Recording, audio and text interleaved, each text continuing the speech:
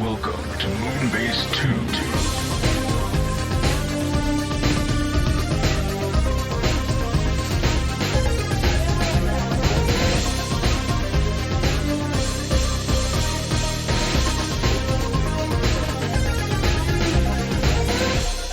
Hello, everybody, and welcome to the Moonbase 2 podcast. My name is Andy, Decade Andy, and I'm here joined by the used-up candle himself. It's Mikey G. Wolf V3. Hello, Mikey.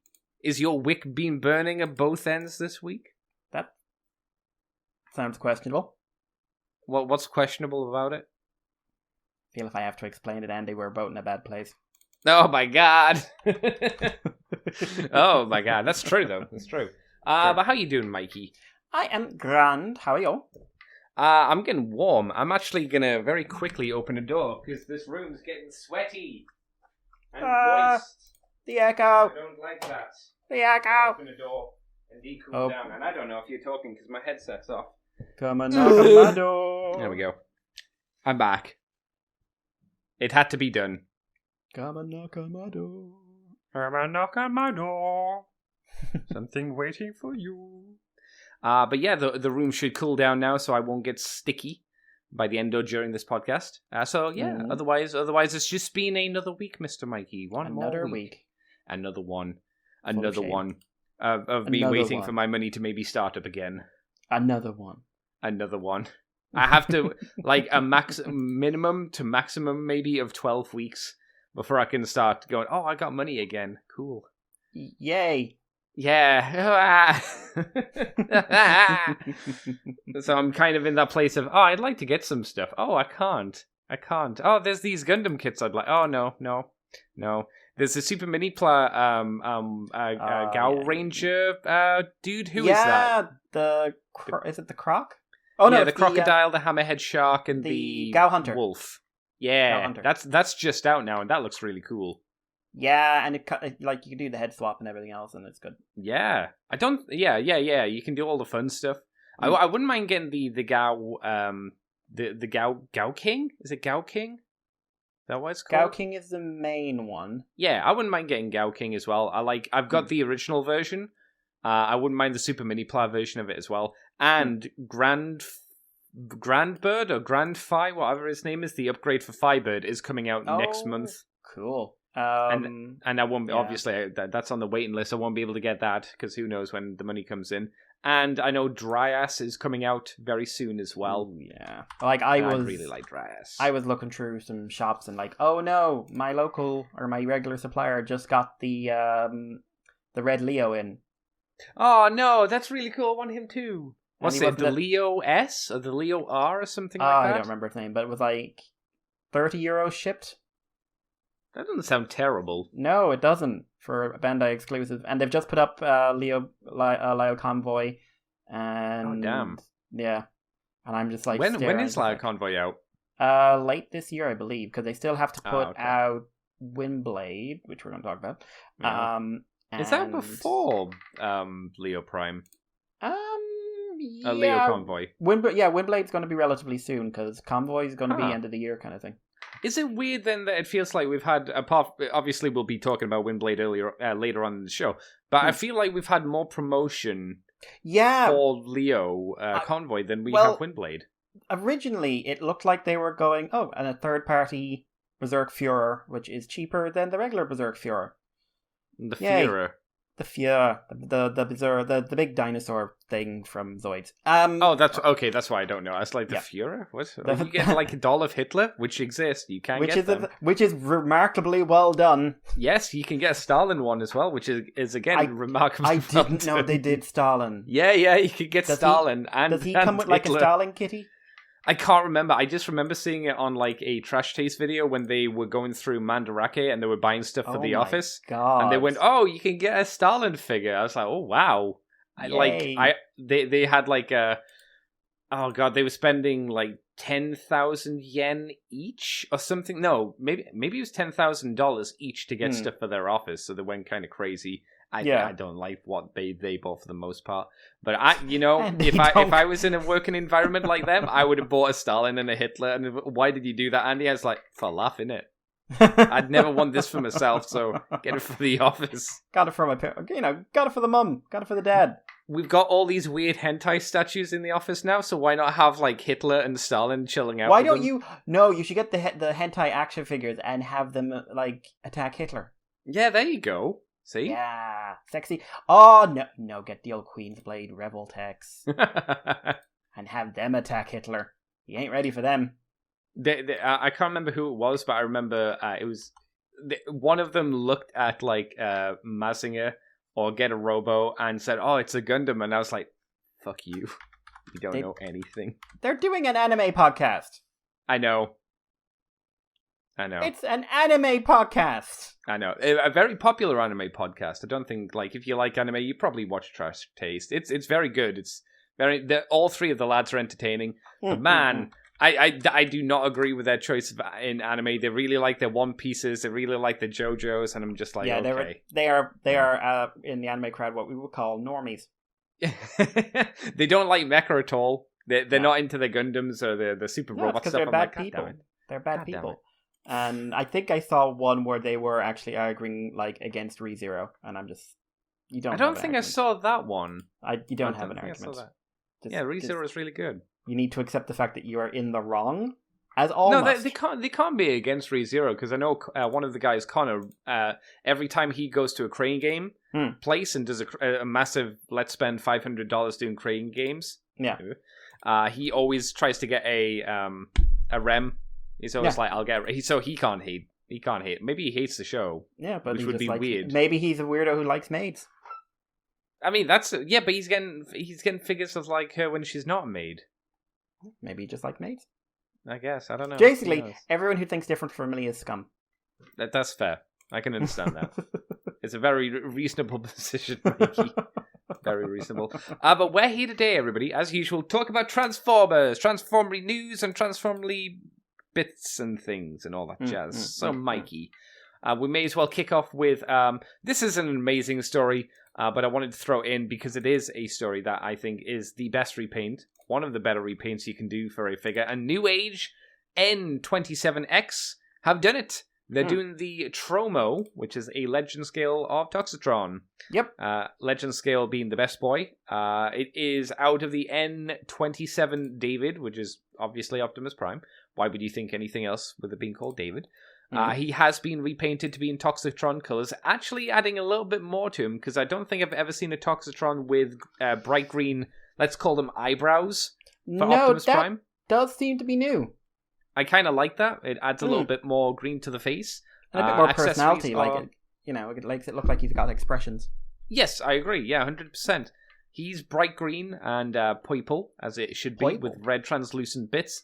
His trailer's a little bit boring. It's a black version of Prime's trailer, but they have spiced it with a big old orange splat on the side of it. It's not as crazy as I'd like it to be. I think they could have done a little bit more with it, but it doesn't look out of place on it.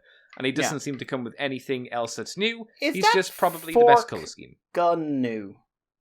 Oh, do you mean the hook thing? Yeah. Not the Age of Extinction type thing. The weird gun thing at the top. Is that new? Let's say yes. I don't recognize it. I don't recognize it. I don't recognize it as it comes with an extra gun and a hook hand. So the hook and the gun are new. The hook seems to be very stylized after the movie Prime hooks. Yeah, no. So I know where that's from. Like, that makes sense to me. The gun, I don't understand the gun. Like, I don't know it's not a bad gun. Don't get me wrong. I'm not saying it's a bad gun or anything.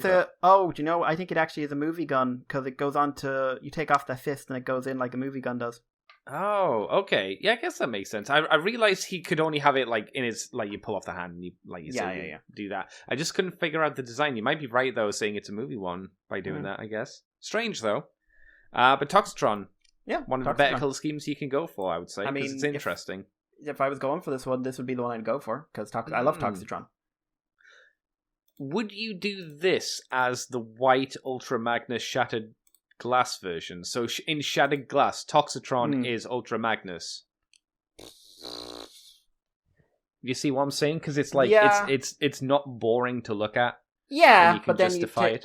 I think one of the problems with that is one of the problems I always had with Fun Pub Shattered Glass, which was like okay, we're just going to take the color scheme of another Transformer and put it on someone else and say, ooh, alternate reality. That's fair. But I'm going from the cheap aspect and trying to get Toxitron out there more. And this would be a way of getting Toxitron out there more because I don't think Hasbro wants to push Toxitron.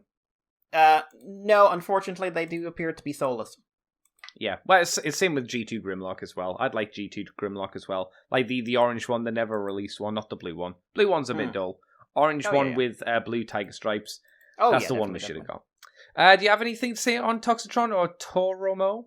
Not more. Like the figure, like we've said tons about over the months. So I think he looks solid. I do think the added eyebrows, especially with the red eyes, add a lot to the figure. I think he looks really good. He's also one of those things that is going on the nope list, but he would be a yes list if it wasn't a nope list. I That's like fair. Him. He's the first version of this mold I'd actually consider picking up. Yeah, because it's... Well, would you not got an Ekane one?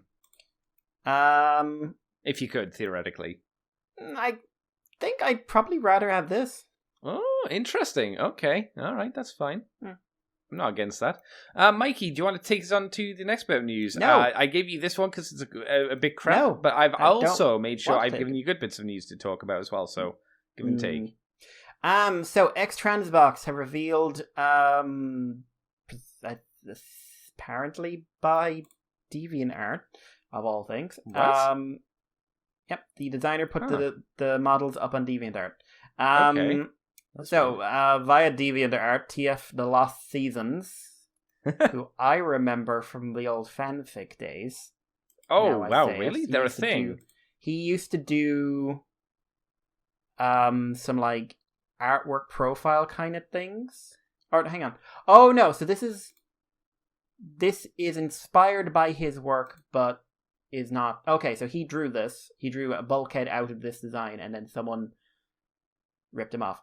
Because that's what I would be surprised if they actually went, hey, we're, giving credit to this artist because it's a third-party company and this has happened how many times? Anyway, they are doing a Masterpiece G1-style Bulkhead. This is done out of their existing mold, which is X-Transbox Dante and Da Vinci, which is Inferno and Grapple, Masterpiece scaled. It's been retooled to have more of a military back to it, a military bed. And I think they've done some retooling on the truck as well. Robot mode is largely the same, with some new back panels because of the new tooling in the vehicle mode, and a Prime-style Bulkhead head.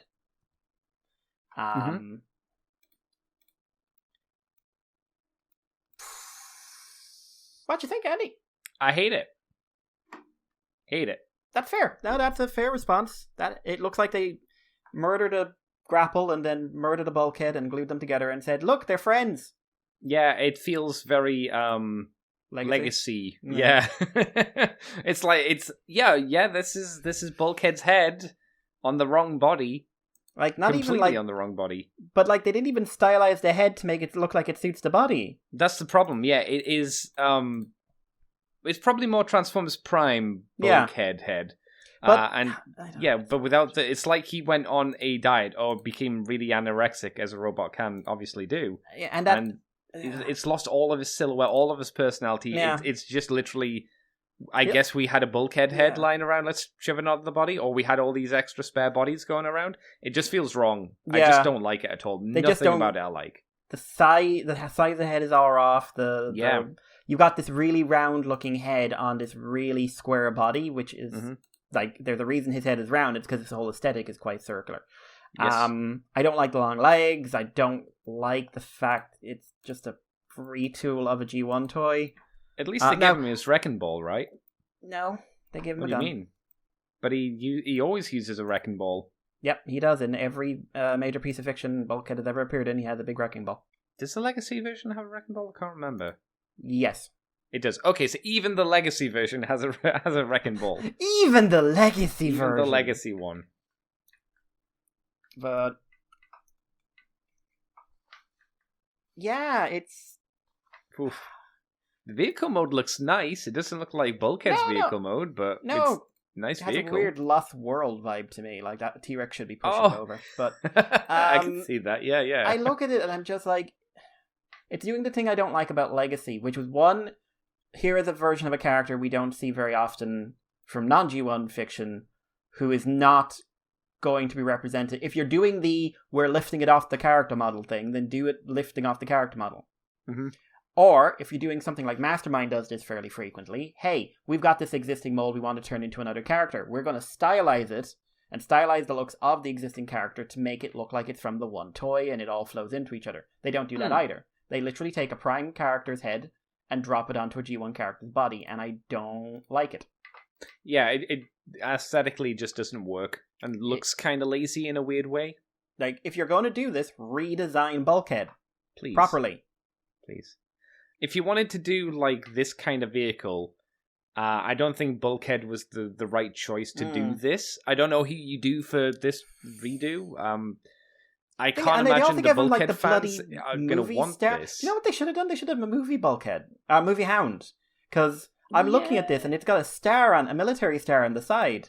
It's still not quite right because, like, movie Cup? Hound. Yeah, Movie Hound, thank you. Movie Hound doesn't really have that aesthetic either because he's a big round boy as well. But I wonder, like, putting the star in it, like that very distinctive hound star, makes me wonder if this was intended to be some version of a hound. Yeah, maybe. It just feels like a weird repaint, like, either way. Yeah. Maybe the business model means that it doesn't really matter how many they sell, as long as they sell a few, they'll make money off of it.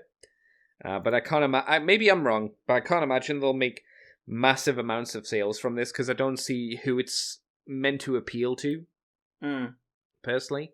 I don't think Bulkhead fans would want it, and I don't think G1 fans would want it, and I can't see just randos just being like, there'll be some people that will just go for it. Yeah. There'll be also some people who say they like it, but won't buy it as well, which is also a thing. Yeah, I don't know what the audience is for this. I really don't. It's weird. And I hate it. My Bulkhead. Not my Bulkhead. Mikey, do you want me to take you on next? Yeah, alright. We've got Bear Brick. They're still a thing, apparently. Never quite understand why Bear Brick was a thing in the first place, but it's the little weird bear-shaped things that then have a brand or special color scheme painted over the top of them. Yep. That's usually what those are. And they're doing a crossover with Transformers, so it's Bear Brick X Transformers, Optimus Prime, Bape. Bape's still going. In brackets are red packaging, new stock images. So apparently a Bathing Ape website have updated their listings with the Brick X Transformers Beep woo that I talked about earlier. It's the basic bear thing that is able somehow to transform into a slightly wonky and derpy Optimus Prime, who has a bear-shaped head for legs, believe it or not. And it's one of those weird promotional, odd Japanese exclusive toys. Kind of like the shoe from back in the day, the transforming sneaker. The weird thing is they've done this like 6 or 7 times now. I'm just still kind of shocked every time. So, you mean specifically with Bear Brick, or do you mean with just random things? Oh no, with the random things I fully expect them at this stage, but the Bear Brick specifically. Yeah, I would agree. Like, I think we've had normal non-transforming Bear Bricks before, and apparently, I don't know why, but it seems like Bape is really invested in getting those Transformer sponsorships, so I guess it's doing well for them. Oh, whatever it is. I mean, fair play, but they've just never looked very good to me. Like, I like weird, fun shit, but these are just, like, a little bit charmless. Yeah, like, if it was £5, I'd be like, yeah, okay. I wouldn't want it still, but I'd go, yeah, okay, yeah. It's cheap, it's a bit on the weird side, fine. If you're there, you buy this to shut your kid up for a bit, but I wouldn't, like, expect it to be worth much more than that. Do you have any thoughts on, it's quite a bit more. Oh, dear, okay. The figure are coming in the 200% size, which apparently means they're standing at 14.5 centimeters tall. Yeah, they've got different scale ones, I remember that. So apparently these are, I guess, chunky. Big for what they are. Chunky bear. The figure has just been out in Japan for 7,480 yen, which translates to $65.79. The limited edition, and they're incredibly expensive, at least in my opinion. Available via Medicom Toy website and a Bathing Ape shop in Japan. So I guess it is a collector's item. It's a little bit more than I was willing to spend, as I mentioned earlier. Mikey, do you have anything to say on Bathing really. Ape and its high price point? What do you think of it? Not even a fun color. It's just sort of like a dull prime. Does he have? With instead of black or blue, he's got brown for the bear parts, which I don't quite know why. Because Optimus Prime's blue more so than he is brown. But I'm not in love. No. If you don't have anything else to say, Mikey, take us on to something way more interesting. Yeah. And hopefully I'll actually have money for, because this might be my first Flametoys kit. Oh, God, I was annoyed because I had to cancel a pre-order for this. Yeah. I'd have to get this off Mandarake, I think, because I don't think HLG or Ami sell it for some reason. Mandarake have it. Some European stockists have it, and I know there's some people in the UK who sell it, but I don't know how the prices work out. Yeah, it'd be from Mandarake, and like I say, I don't have the money at the moment anyway. But so Flametoys revealed new images of the 4i model kit IDW Windblade. This is a pretty stylized version of Windblade, to the point where I just sort of say it's Windblade more than IDW specific. But I believe they are actually selling it as they're just selling it as Windblade. So, this is basically what if Windblade was more of a magical girl. And we talked about this before. This was one, they had to change the wings to make them less Obi-like, and I think they changed some of the paint applications and layout. Obi and being stuff. What, Mikey, for people who don't know? The specific ribbon that's sort of worn with a kimono. Yes. And I quite like the look of it, but hey-oh. I think she looks really good. I saw some people saying she's missing some paint applications and stuff like that when you compare the box art to the figure. I mean, that makes sense. Yeah, Flametoys always has some stickers. Now, what's really interesting, this is the first case I've seen of Flametoys having painted parts. Oh, really? They've got paint? Oh, yeah, because the face has to be painted, surely, as well, face right? is painted, and some of the chest is painted. Now, I assume there were stickers on the chest, to be honest, or parts of it. No, they've never... Wow. It's always... This is definitely pre-painted. Like, they've never done cool. Pre-stickered. I've never seen anyone do pre-stickered, actually. But I will say, I actually a small bit disappointed the face isn't a build-apart, because I've done figure-out standards that have human faces and humanoid faces, and they those red bits where it'd be a separate part you stick on. I always enjoyed that. I always really like building eyes in that case, because they can make them really, really characterful. Yeah. But yeah, she's got tons of personality. She looks very, very poseable, and she's Flametoys, which means she's probably going to be a very fun kit. Their plastic quality is usually very, very good, so I'm not too worried about like her lighter frame leading to, tolerance issues. And if Black Arachnia, their hybrid G1, or hybrid Beast Wars Transformers animated Black Arachnia turns out this good, that'll be awesome. But no, I think forgot they're doing that as well. Yeah. That's right. And they're doing Arcee as well. But I'm less interested in Arcee unless she comes with very big knives. That's right. Yeah, we saw her design ages ago, and I don't think either of us were as interested, just because it was like boring pink Arcee. Oh, yeah. Here's a reason to buy it, Mikey. You could repaint it into the black Arcee or blue. No, I think you paint it into the crazy black one, you right? Do. You do the crazy... Yeah. No, you do this. You do specifically, you do the Halloween one that Mastermind did. Yeah, that's the one I mean specifically. Not the official one, which is black and purple. You do like orange face or anything else. No, I'd absolutely do that. So I think she looks really good. I am really interested in her. Hopefully I'll have some money to get her at some point. You clearly at least thought, neat. Yeah, definitely. Yeah, looks really good. Did this one? Did these new images cause any controversy? Because every time this kit has been mentioned previously, well, the picture of her doing the kneeling down, sexy anime girl pose, or the stick my butt out, I'm leaning on something pose. Well, I just thought at this point, just the principle of anything being announced for it would spark some kind of controversy, or has that kind of washed away finally?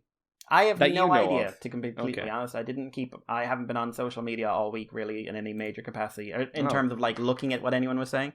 Very mentally healthy. Good for you. Like, I was doing my own thing. I don't know. I honestly don't know. My stance has always been, like, I'm not bothered by it, but if you are bothered by it and you're a reasonable person and not like screaming at someone on the internet, you won't like. I'm not going to, say anything. Like, I can perfectly understand if someone isn't super comfortable with this kind of thing. I really like no judgment from me. Like, just be you. If you for some reason, this is going to be the second time I say this, if you bought a complete collection of Queensblade Reveltechs, I wouldn't do it. Why would you buy Reveltechs? As we said, Andy, that's my question. The borderline hentai action figure that Andy will accept. Reveltech? Yeah, it's 2022 Reveltech, bro. Come on. Reveltech, bro? Reveltech, bro?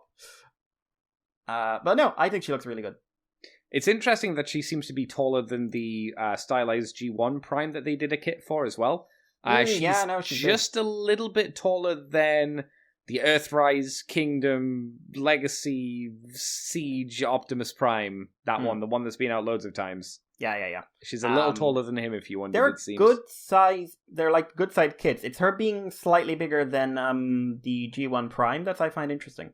Yes, the Flametoys kit one, specifically, if you wondered, people. Which is a good kit. It's a really fun build. He's got very long abs region. He does. Very long. He looks interesting, though, but yeah. The Windblade looks good. I hope it's good quality when it comes out, which I guess isn't too far off, seemingly. No, I think it's March, April. Might be sooner. Do you think it's going to get a redo? Because usually the Flametoys kits don't get, repainted a lot, do they? They'll usually try to get one extra use out of them. Yeah. But I'm not sure. Like, this one, they'd have to either come up with an original color scheme or maybe do... they could do the shit one. You remember the mostly red one that has a little bit more blue? The Shattered Glass one for her is pretty good. It's based off of one of the not Tiger Bunny, Panty Stocking girls, isn't it? Is it? Oh, I haven't seen it. Josh did it. Oh, okay. It doesn't ring a bell. I'll take your word for it, though. Josh did the colors anyway. I don't know if he did anything else with it, but... Yeah, no, at least it looks solid. So, yeah, keep your eyes peeled on whatever sites might be selling it, and go and buy it, and slap it together if you like. It's me now, yep. Mikey. We're moving over to American stuff, and let me tell you, Mikey, the Evergreen line is dead. And by that I mean it's been rebranded as Transfomers Authentics. Even though the packaging doesn't say that at all.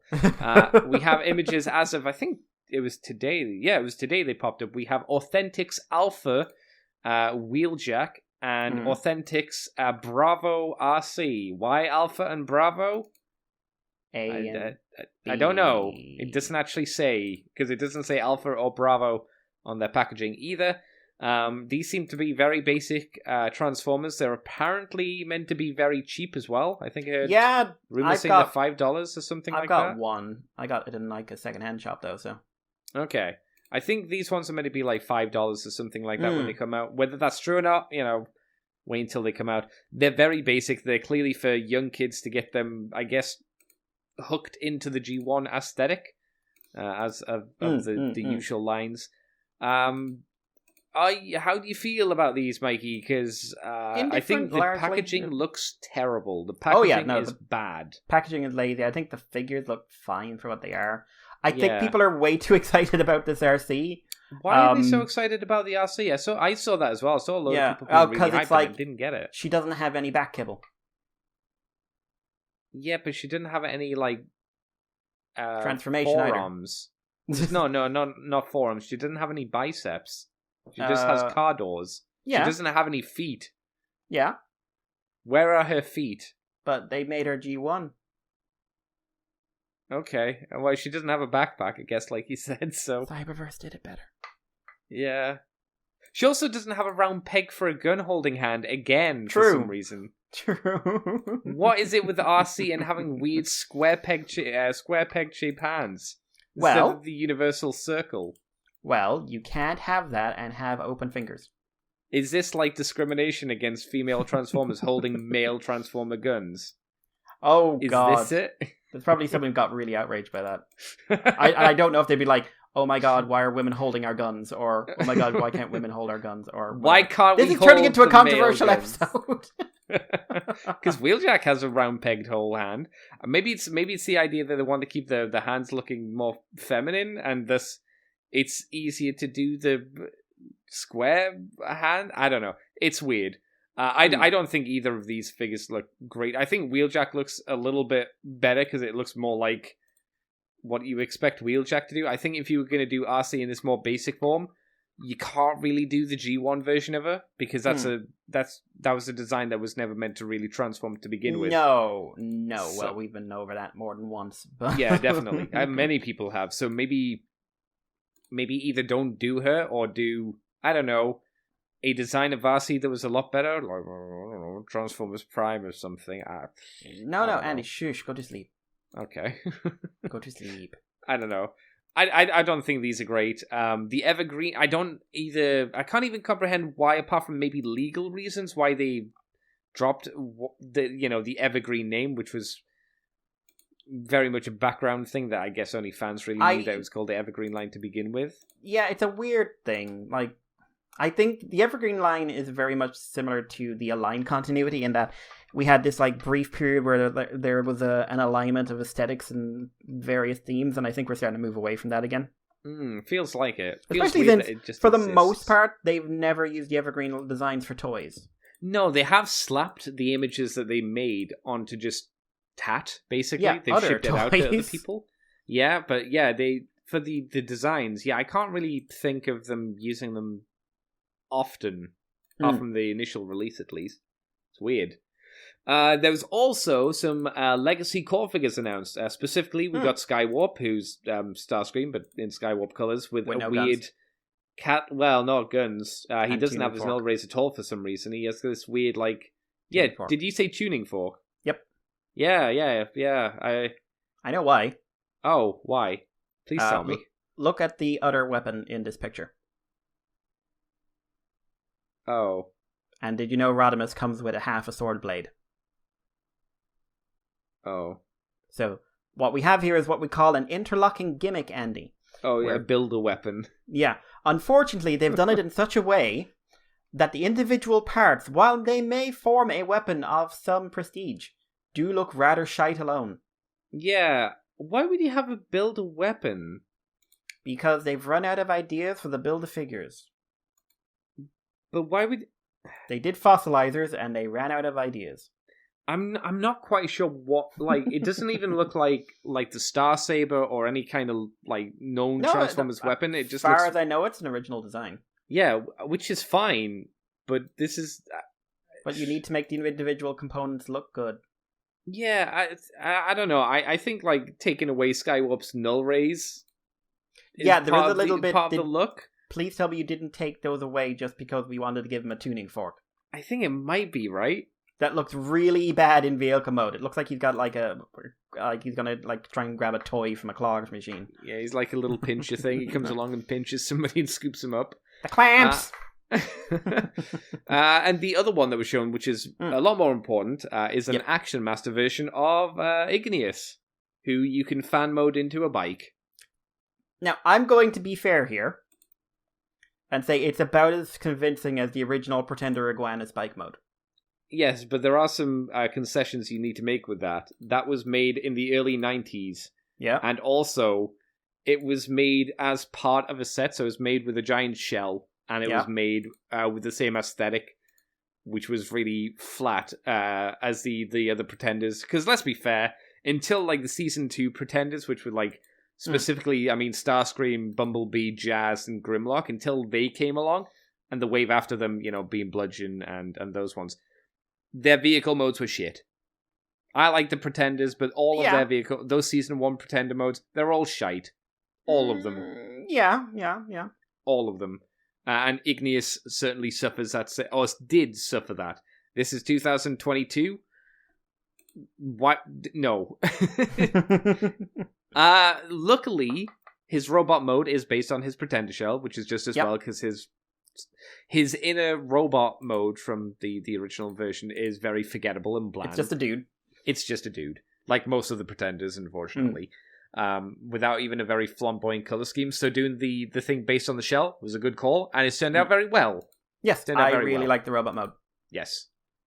I like the colors. I like the posability. I like the designs. I think the robot mode looked great. I always liked Igneous. I always thought Igneous had, or at least his shell, had a very interesting look. It was the same for the... Who was the other one? It was Igneous, and there was the... his body was yellow, and he had a weird, like, hammerhead... Not hammerhead shark, but he had like, a weird, like, shark. You know, the head? The head looked like a Kabuto from Pokemon. Oh, God. Oh. Do you know who I mean? Hang on. So we've got... Finback? Was it Finback? It might be Finback. It might be Finback, because it's not Submarauder. Yeah, it's Finback. It's Finback. Hey, good for me. Look at that. I remember useless shit. Yeah, I'd like Finback to be done as well. Again, it would be done like this, so he'd come with not a real weapon, and he'd probably turn into nothing, which I guess is fine. He turns into a hover submarine thing in the original. Yeah, so he turns into nothing. Hover submarine. Exact words from TF Wiki. Stingray-shaped hovercraft vehicle thing. I mean, they're not wrong, to be fair. Me and Mikey actually talked about this earlier in the week when it was revealed, and we were trying to decide whether these were better than the Titan Master shells, the Titan Masters, and we kind of came to the conclusion, even though the transformation is kind of shit, generally, I think both of us can say it is an improvement over those things, because obviously them being shells did nothing. You could move their arms up and down, and they turned into, in quotations, weapons. It turned into a guy lying down that you said had feet like guns sticking out of his feet. Or claws. Or something, like, incomprehensible. It wasn't really anything. So this actually turns into... a thingy. Sort of something. Sort of something. Which is some... You know, I would prefer. So if we could get the rest of the pretenders who were done just as shells like this, I'd be happy with that. I don't think that's going to happen. But I do prefer this. So we're going to get Thundercracker right at some point. He's going to come with a secondary tuning fork or something, sure. Right? Yep. Who do you think they could do Igneous into? Probably Finback, in all honesty. You think so? If you want to do a retool. Just change the head of him or something? Change the head, maybe retool the chest a bit. And, like, it's not like you have to struggle to make him turn into the alt mode. No, that's true. Lie down. It'd be nice to see Bugly. I can fly. Bugly would be a fun one for them to do as well. But I thought, listen, any of the Pretender monsters I think would be great. Same, yeah. I'd like to get this actually. Even though I think as long as the transformation is fun, I suppose it doesn't matter how shit the actual vehicle mode is, because if it's a really fun, like, quick little transformation into a shit bike mode, I could probably actually get away with that. In all honesty, if I'm not being a cynical old man. I could get behind it, as you know, and I don't think it's going to be a desperately complex transformation just from how it looks generally. Looks very Go-Botty in a lot of ways because of how, like, not anything it looks. Do you have anything to say on these two, Mikey, apart from how, like, just Skywarp that is? That is Skywarp. Thundercracker comes with a dog. The problem is that with a dog you have to combine with something to make a sword. It combines with a woman to make a dog and woman. Called him and his wife. If you want to do like a one Transformer comes with Buster and the other comes with Marissa, I will buy everyone in that line. Don't get me wrong, I wasn't suggesting they do a Full Metal Alchemist on it. That would be different. But no. Yeah. Good times. Mikey. Yes. I hear that it's the end. I mean, we talked about kind of talked about it last week, but it seems like official stuff now, right? Rumors were hitting, and now official news has been released, followed by every creator you can think of commenting on this. I did see some people, and I can't remember who they were. I saw some people saying this blindsided them, and I was like, really? Because it's been rumored for a while. Yes, and it's like just generally comics are doing pretty badly in terms of their sales. COVID didn't help comics, and unfortunately, Transformers hasn't really recovered. By the way, Transformers is moving from IDW is a big secret here. Yes, but Transformers hasn't really recovered from the sale drop it experienced during Lost Light and Optimus Prime. And that was before the pandemic. Let's remember that. Yeah, in terms of numbers, they are. I think the new books are doing slightly better than then, but I don't think they're doing like. Basically, none of them are very good odds. IDW posted its sales during the week as well, and it was revealed that this year they made a loss, and last year they made a loss. They made overall, I think, this time last year, they made a slightly improved loss. Like, they didn't lose as much, but they're losing money hand over fist. Weirdly, it turned into everyone. I saw like a half an hour of people going like, "Does this mean Boom Studios is going too?" And I'm just like, IDW doesn't do Boom. No, it's a different company. But yeah, IDW lost the license for a few different things now, and officially, end of 2022, they will be losing the license to both Transformers and G.I. Joe. Dungeons and Dragons and My Little Pony will both remain with IDW, but G.I. Joe and Transformers are on the way out. Most of this story is obviously about Transformers. But sure. G.I. Joe Company is doing a blowout celebration that they're going to take the G.I. Joe Real American Hero book up to number 300. Okay, good place to end it, I suppose. Nice. With Larry Hama, the original writer, is going to still be there. And there's going to be like some other stuff, some anniversary stuff to do with the original cartoon and whatnot. But at the end of IDW, at the end of 2022, IDW will bid a fond farewell to Transformers and G.I. Joe comic book and graphic novels, they said in a statement provided to The Hollywood Reporter. Exceedingly proud of our stewardship of this title. 17 years with the robots in disguise and 14 with the Real American Hero. Usual thing, thank a bunch of fans. But yeah, so 17 years they've been publishing Transformers books, most of which with one continuity. They have confirmed that they are planning a few different things during the year. The monthly books will wrap up mid-summer. So Ruckley's run will end mid-summer. Beast Wars will go on in the summer as well, and it will end around the same time. Beast Wars writer has confirmed he's had to cancel several arcs and some ideas he had. Sense. Yeah. Which also means, kind of like the Ruckley book, pacing has really hit that book hard because it hasn't done much in 12 months. No. Does this mean actually things might... I hate to be so mean. Does this mean things will actually have to happen then? I don't know. These will lead into 2 new miniseries events. The company will also publish a series of special one-shots spotlighting heroes and villains from across Transformers history. If they have any sense, they will do like a More Than Meets the Eye themed issue and make sure that sells like hotcakes. I mean, that makes sense, sure. Yeah. Also, I would say, for their sake, keep it focused on your version of the characters. Don't make it sort of general G1-y or whatever. That people won't want that. But yeah, so 17 years of holding on to the comic license. Completely eclipsed Marvel's run. Even if they hadn't, the sheer number of books they've put out and the sheer number of series is dramatic, shall we say. They've covered pretty much every continuity. They've done G1, Beast Wars, Animated, Prime, Marvel, reprints of everything from Dreamwave, basically, and so on and so on and so on. I'm just looking at like all this. This is all the series in the original continuity. 1, 2, 3, 4, 5, 6, 7, 8, 9, 10, 11, 12, 13, 14, 15, 16, 17, 18, 19, 20, 21, 22, 23, 25, 26, 27, 28, 29, 30, 31, 32, about 50, 60 books. Wow. That's a lot. And that's just a bit. And they've done at least 1, 2, 3, 4, 5, 6 in the current continuity. It's really hard to deny the impact IDW had, no matter whether you loved it or hated it or were up and down in it. It's probably been the most influential new entry into the fiction we've ever had. It's influenced not just other comic books, it influenced the cartoons, it's influenced the movies, it's influenced the video games, everything. Like, it's had a huge effect on the fandom. The demographic of the fandom has shifted dramatically because of these books. Oh, definitely. 100%, yeah. It really normalized bringing in talented fan creators as well. To the point where people were kind of getting mad when someone would come in and say, like, I'm not really a fan of Transformers, I just want to write a comic book. It's had its ups and downs.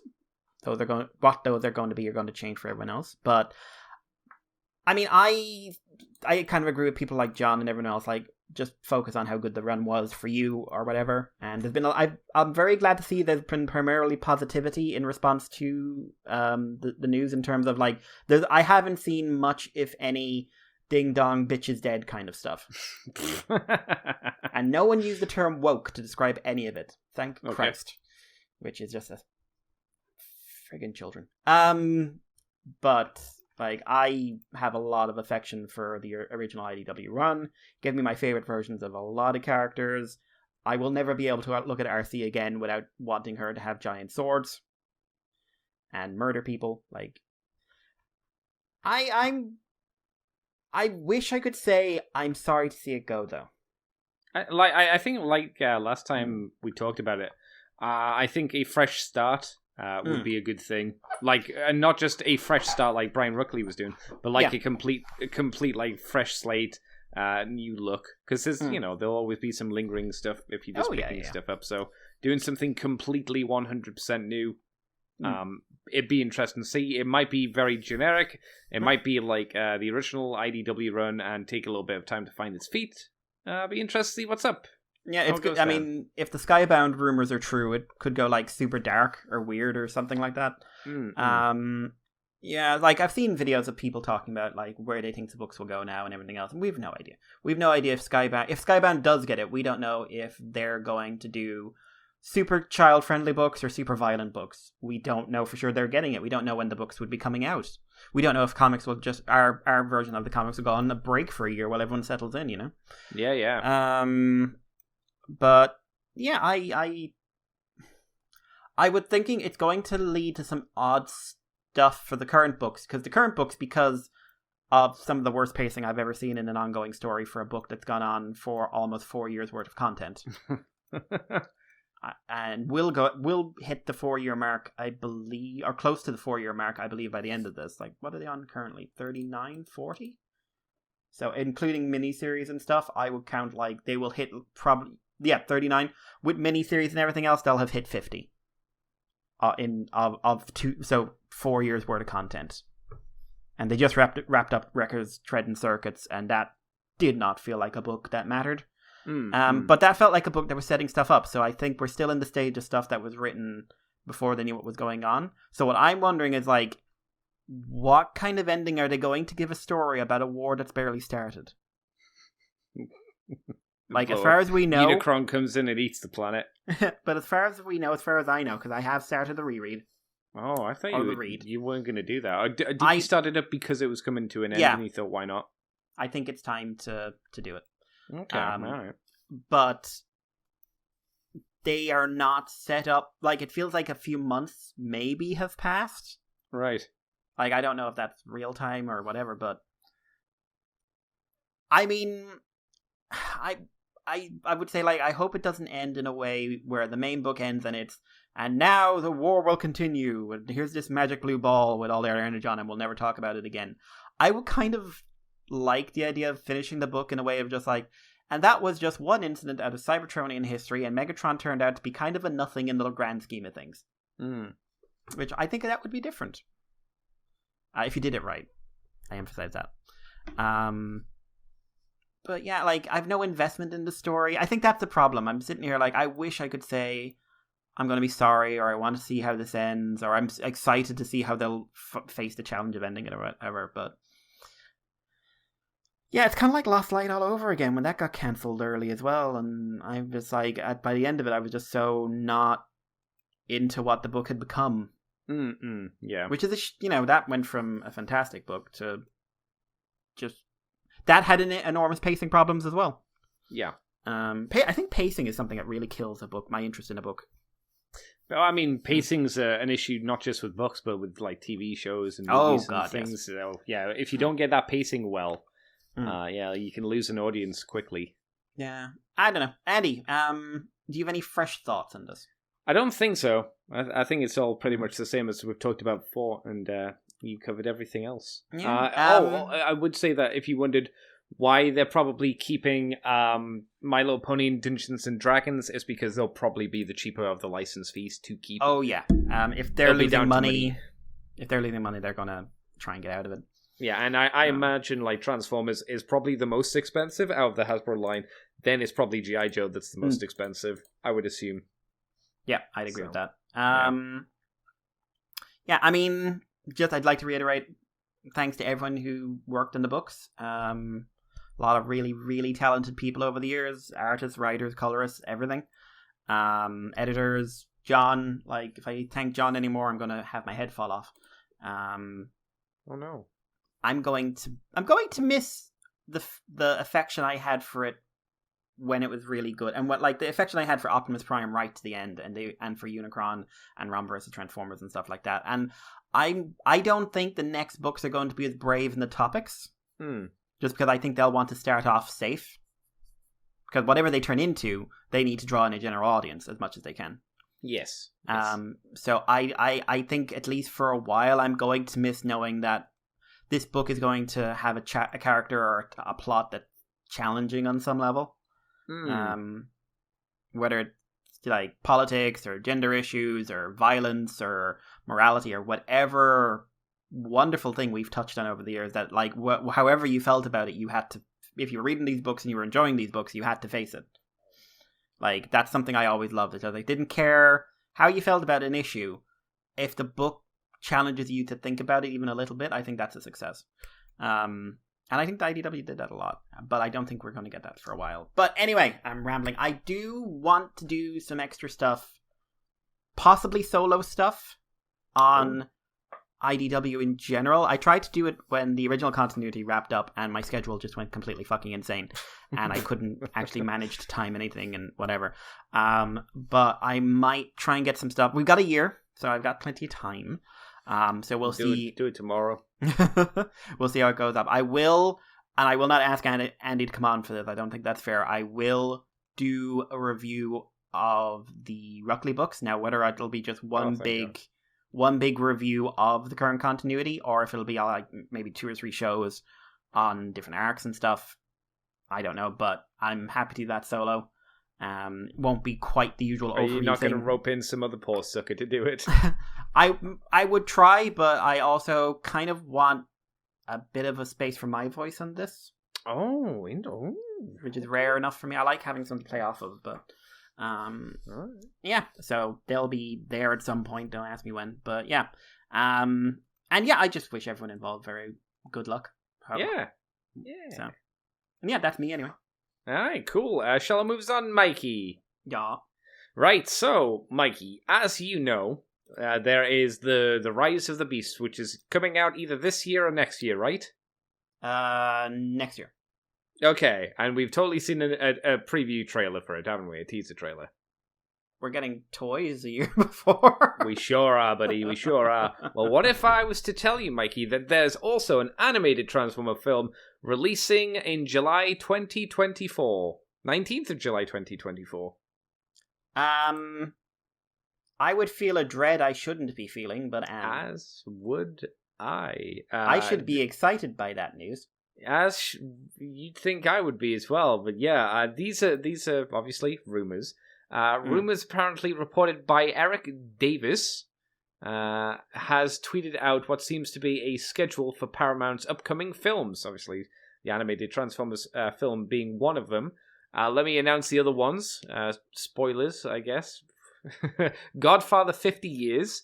I'm not going to tell you the dates because, you know, if you want to. I would for one of them. I would for one of them because it raises a number of questions. Okay, I'll let you point out which one it is then. Blazing Samurai, not Blazing Saddle, so don't care. Secret Headquarters, Teenage Mutant Ninja Turtles animated. Okay. Untitled, A Quiet Place. Oh, good, to continue on the shitty movie franchise that is A Quiet Place. Fantastic. I thought they was well. I haven't seen any of The Quiet Place, but I thought they were supposed to be good. The Marvel, Mikey, Thor Ragnarok was well received as well. But they're monster movies. Doctor Strange was actually Ant-Man and the Wasp was well received, Mikey. Was it? Both Ant-Man films were well received. I mean, the first one's alright. I think that's all I need to say on that. Bad villain, but then again, it's a movie. That's all I have to say about that. He's gone off on another one of these rambles. Yeah, there we go. Mission Impossible 7. Mission Impossible 8. Yeah. Cool. It should have been called More Impossible Missions or something like that for a stupid laugh. Mission Now Possible. Mission Now Possible. Because after 8 times, I'm sorry, it's quite possible. It's quite possible mission. I remember the original Mission Impossible one, the very first one. I really liked that. Yeah, the actor also wasn't a pensioner then. That's true. I still will. I'll always give. I was going to call him Keanu Reeves. He's not Keanu Reeves. Keanu Reeves, very cool dude. And everybody's like, that's the wrong franchise. John Delancey, also very cool, but doesn't do his own stunts. Tom Cruise, I will give him credit for always doing his stunts. That's especially one, his age, and at two, the amount of people that say, "No, Tom, if you do this, it will cost so much money to insure you," and he's like, fuck off, I'll do it. Don't forget, I'll give him credit for that. Either. It's harder for him. Don't be mean about the man's height. He can't help it. I know he can't. He has to jump. It's not even something he can buy with Hollywood money, so poor Tom. The amount of boxes he carries. He's always on a soapbox, because otherwise he couldn't see over the side of the table. You know what? If I could take a height reduction to get the amount of money that he has, I'd take it. I thought you were going to say, if I could take a height reduction and give it to him, I would. No, I don't like him that much. But no, but if he paid me so he could steal my height, all right, cool, I'd be down with that. What if he paid you to just carry him around on your shoulders? Oh, It would depend how much, because that would wreck my back. I'd need to get into good shape to do that. And for how long? Because that if you carried a full-grown man on your back for long periods of time, that is a way to fuck your spine. It's Tom Cruise. It's not a full-grown man. All right, a full-grown teenager or a full-grown child. Mildly grown child. Mildly grown teenager. Because they're not fully grown. Because they're still growing. I figured that one out. Don't worry about it. Anyway, there's also the Untitled Transformers animation movie and Under the Boardwalk, which I've no idea what that is. Which was the movie that you wanted to point out? Never mind, I got the dates wrong. I thought it was releasing Mission Impossible July 14th, 2023, releasing Mission Impossible July 7th, 2023, but no, they moved one on a year. Yes, yeah, they did. That'd be fun, though, if they tried to release them the same year. Why do they say wide after them? Are they saying they're widescreen? Well, maybe they're saying that... No, what they're saying is Tom Cruise is going to get really fat for these roles. Mission Impossible 9, The Diet. Yeah. No, it's out the window, the diet. Intervention. Transformers is going to be white as well, because it's only going to be Bulkhead and Hound from the movie. Leonardo is going to put on a load of weight and have an existential crisis while Donnie just does machines. And I mean that in a more sexual another sense. Conversation we had. What? Donnie, no! Donnie, no. Why? So what do you think about this rumor? I think it's... I know that they've been talking about doing an animated film for a couple of years. Yeah, I don't think it's going to be coming out 2024. I realize that's 2 years away, but I'd be surprised. I think, at the very least, I would say it'd be pushed back a year, surely. I think it's definitely possible, but, it's, again, something we haven't even had, there's a script in the development confirmation. Now, obviously, unfortunately, because it's animated, it's not going to get, respect. Yeah. So, maybe that would mean, hey, we're not going to push it until we got a trailer, but... Well, it depends what the target audience is for a Transformers animated film as well, because I can't imagine they're going to be targeting the same audience that would generally go to a live-action film. Cynical Andy would say the reason they wanted to do... I can't remember when the animated Transformers movie was announced originally, but the cynical me would say that they are doing this because they saw the success of Into the Spider-Verse, potentially. But again, I can't remember the timeline of when Spider-Verse was released and when this was announced. The thing is, when I see... Because I've seen someone go, this could be our Spider-Verse, whatever, and I'm just like... I doubt it. Spider-Verse is not happening for several reasons. One of which is... Spider-Verse was a huge success, and we haven't seen a single copycat film yet. It was a huge success, and yet it did not do super well. Yeah. For a Marvel film. Yeah. And the fact that what's safer, is it to make something like that or to make here a Transformer Pixar movie? Ooh, here's a question, Mike. You might know this more so than I did. What did better, Venom 1 or 2 or Into the Spider-Verse? Venom 1 definitely. Venom 2 I don't, because Venom 1 made ridiculous amount of movie for a movie that wasn't even above average. It was well below average. Yeah, Venom 2 Venom 2 made $501.9 million, and that was atrocious. I hear bad things, yeah. Okay, I think Venom made stupid money. Venom 2018 film made $856. Did it make more than Spider-Verse? So that's the question. I think I remember what Spider-Verse's number is off the top of my head, but I just want to confirm. Sure. But Spider-Verse, which is, in my opinion, the best superhero movie ever made, not animate, regardless of medium, made $375 million. I'm gonna have to disagree. There is a better superhero film, Mikey. Is it the one where Superman throws an S? Which one's that? I think it's the one with Zod. Oh no, it's not that. That's 2 anyway. I was gonna say for a joke, Mystery Men. Because Mystery Men is a superhero film, and it is a lot of fun. Yeah, it's not better than Spider-Verse, so realistically, no. It's not. It's fun. It's a good film though, and I don't think kids today know about Mystery Men. No. They don't know of the power of the shoveler. I missed it. Shoveler was amazing. The shoveler.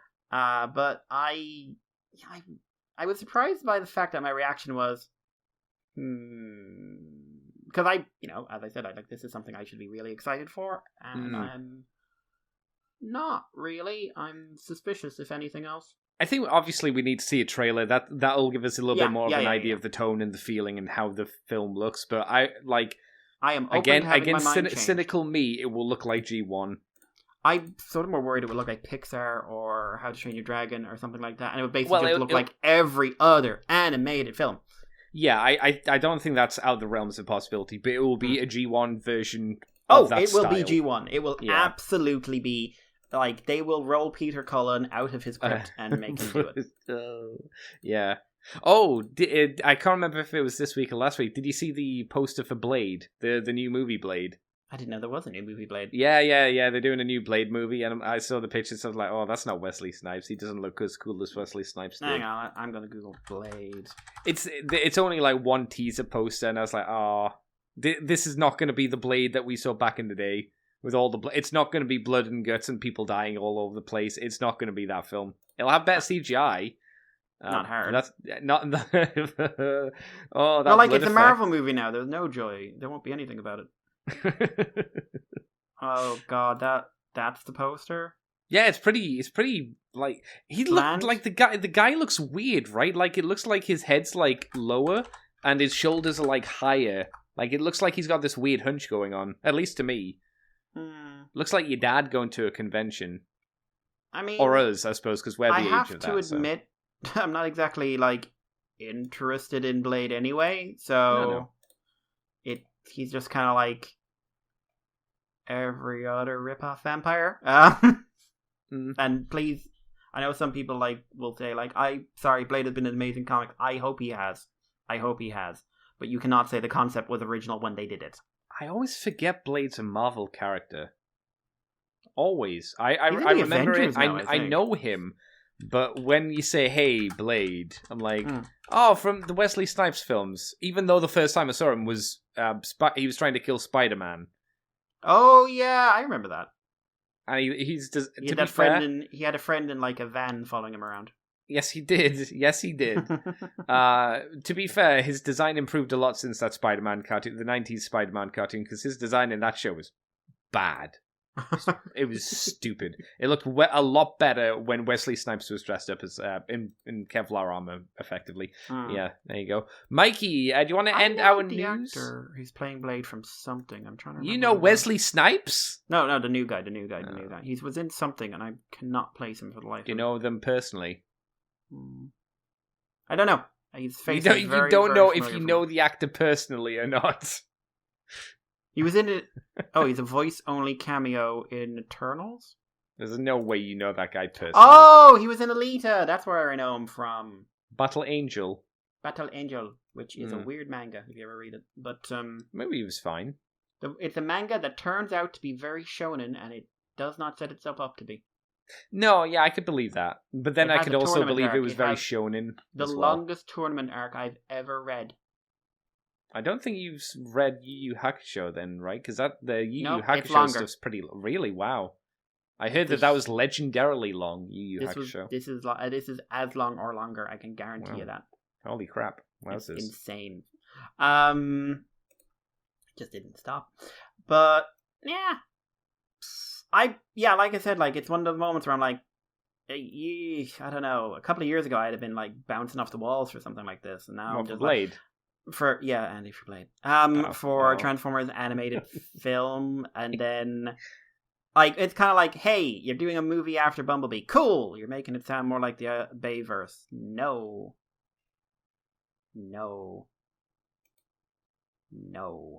and that's kind of what I'm here. Just like, ye have a lot of trust to win back with me when it comes to Transformers media,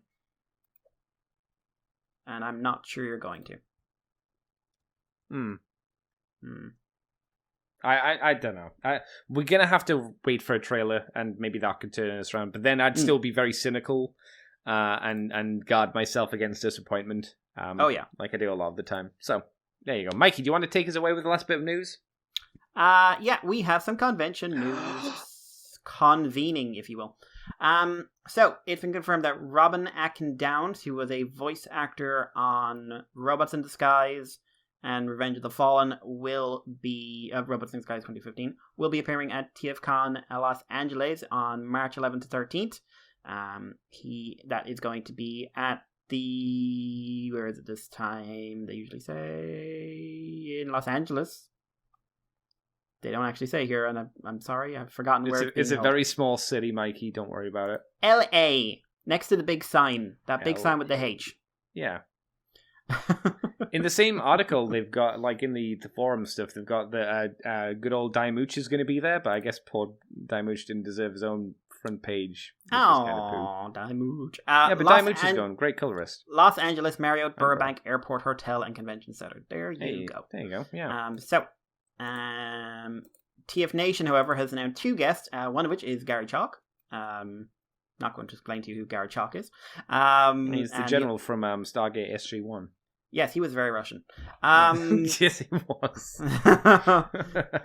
He died. They blew him up. But also, Brian Holfield is going to be there. Now, he is a cartoon writer and has been involved in Rescue Bots and Robots in Disguise 2015. So keep an eye out from him. He's written a few other things, but most of which I haven't seen. And that's going to be in TF Nation. At the moment, TF Nation is looking to go physical again. Hilton, Birmingham, Metropole, August 12th to 14th.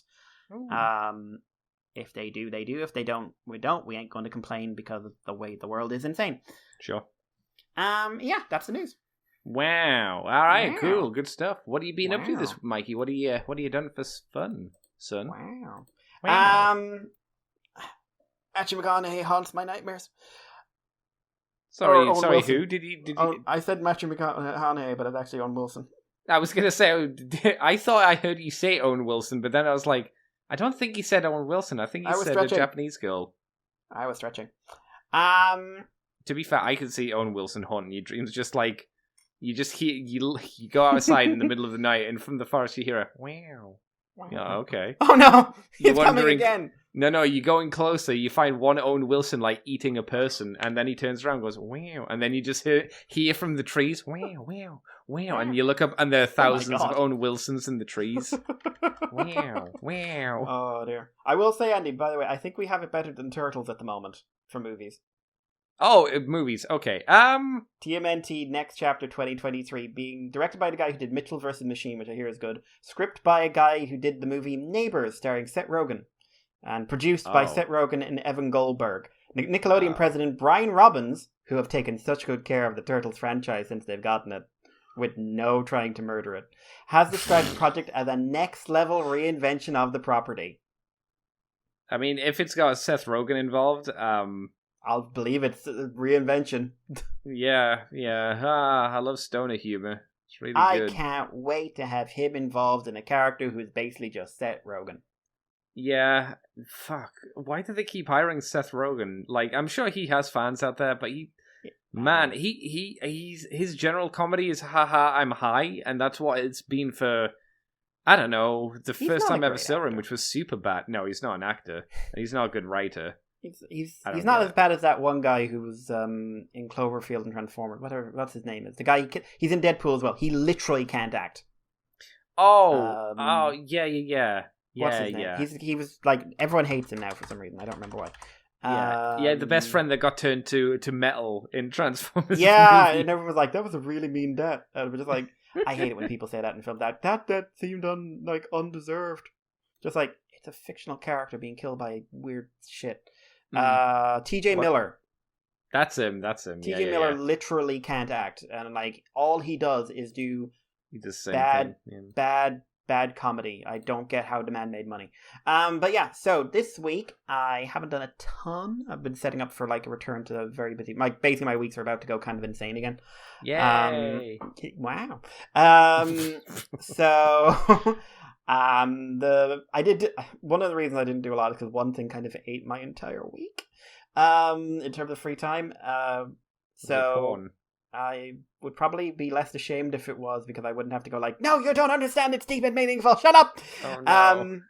So, I did watch Revice episode 19, which is the first of a two-parter about Hiromi, aka Kamen Rider Demons, and the death flags are high! Oh yeah, I saw that you put up a thing that the flags were too high. It seems too obvious that they'll kill him. Yeah, I'm kind of like it feels like it's going. He's either going to die or lose his powers, but I like him as a writer. I don't want him to do either of those things. I like also the actor like is really into the role and like has a really nice story behind him. So, but no, it was mostly set up, I will say, but like it did do a lot of world building. And... What do you mean he has a nice story behind him? So he's an actor who, as a child, he met the actor who plays Ichigo. And at the Ishinomori Museum, and did the whole handshake thing. And he says that's when I decided I wanted to get into acting because I wanted to be a Kamen Rider. So he became a stage actor for the most part, and he auditioned for Kamen Rider 4 times. Oh, which series? Did he say? No, he didn't say which series, but like over the years he's gone 4 times. A bit part came up for Revice. Like, you will be in 1 episode, boom, you're done. And he said, it's my last time ever going to audition for a Kamen Rider thing. Oh, wow. And he apparently did such a good job. The writer, this was, like, some people are saying, like, oh, this is why the character doesn't do much at the start. And the writer said, like, no, I just have a plan for him. It's not his time. Like, this was before we even settled on the script. The writer basically said, like, oh, wow, this guy did such a good job. I want him in as a major character, and I want him in as a writer. So instead of doing what they planned to do, which was kill Hiromi off in the first episode, they kept him going and came up with the whole Demons arc. I mean, it's not like that's ever happened before. No! Baron Lemon. Asian Ankh not being the bad guy. Purple Greed. I need to say Murasaki no Greedo. But, happy birthday. But I really like that story. Because it's just like, it's the fact he tried 4 times to get it, and it's like, no, last time. And it's like, nope, not only did I get it, I apparently got it real hard. Like, that's just a nice story. Also, it turns out, like, the guy who plays George in that may have been slightly responsible for the idea of making him a Kamen Rider nerd. Oh, okay, alright. Because his house is full of Kamen Rider shit. Oh, nice. And, like, he does, I found his Twitter, and what he does is he, every time they introduce a new form, he took a picture of that specific part of his house where he has that character's collection. Ha! So he like, oh, we've done Gaim today, here's all my Gaim guys. And unless he lives in the countryside, his house will probably not be very big. It's probably more of a flat than a house, potentially. It's definitely a house, because he has stairs. Okay, alright, good for him. He must be doing well for himself then, if that's the case. Yeah, and I was just like, you weirdly muscular nerd. But yeah, so it's a setup episode, so I can't really say much about it until the end, but it does introduce a new concept, still plays the idea of dying matters in this show. I hear that, yes. Yeah, there has been an official murder, and we nearly had another one this one, and they do a big thing with the Demon's Driver, which I won't say no one called, but I think they did it very effectively. Okay. I don't want to spoil it, but yeah, so Revice still on my recommended watching list. Haven't watched Digimon this week, haven't checked out anything new, because the O's 10th anniversary full trailer came out during the week, and then they announced that they were doing 2 prequel episodes, one about Eiji and one about the Births. Right. So I watched the trailer, whole new set of theories now. Like, this is not me spoiling anything. I am at least comfortable enough to say it's a theory that the new Tajador form isn't Eiji, it's Ankh. Okay. Like, it's Ankh transforms as a rider into Tajador, and that's why it looks the way it does. Do you think they'll finish up the story, or do you think Ankh will die again? Weirdly enough, based on my feeling from the trailer, just because I have a feeling he's back possessing Shingo, I think they'll kill him again. I think they'll do it. I think they'll just kill him again. And I'm just like, you hate me. You hate me specifically. I see. It's getting to the I kind of want like, them to do it now, just for the sake of tradition. Yeah, but it's just like they just keep going and going. I think they need to finish their story off because it's just like every movie they trot them out. It's like, hey, I'm back, dude. It's like, oh, you gonna die again? Sure am. Bye. I'm back. Falls off a cliff. Yeah, it's like, oh my god, you're a bird. Whee! But no, it was a good looking trailer, and they introduced a new rider in it. So I'm definitely interested. I hope it's good because it fucking owes. And that led to me starting on Monday and continuing up until while I was eating my supper before I turned on with you, rewatching Kamen Rider O's. Why is that bad? Because I'm obsessed, and if anyone comes in and tells me they want me for everything, I kind of like hover over the screen and snarl like a rabid lynx, making them leave, so I can continue binge watching this show about a strange man and his bird boyfriend. How far have you got through it then? I just hit episode 40. I'm not okay. Which is a big episode.